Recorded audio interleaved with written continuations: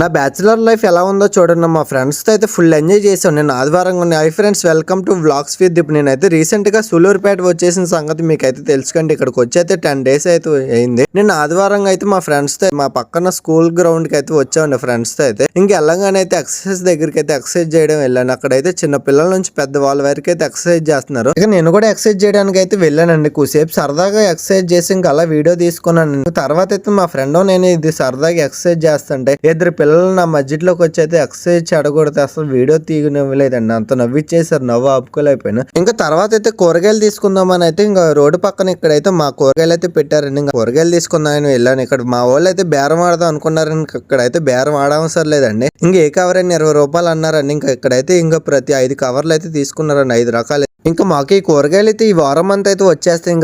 ఇంకా కూరగాయలు తీసుకోవడం అయిపోయిన తర్వాత అయితే మా ఫ్రెండ్స్ అందరం ఇంకైతే రిటర్న్ అయితే రూమ్కి అయితే వెళ్ళిపోయి ఇంకా తర్వాత బ్లాగ్లో అయితే ఇంకా సాయంత్రం ఏం చేస్తే అదంతా అయితే ఉంటుంది.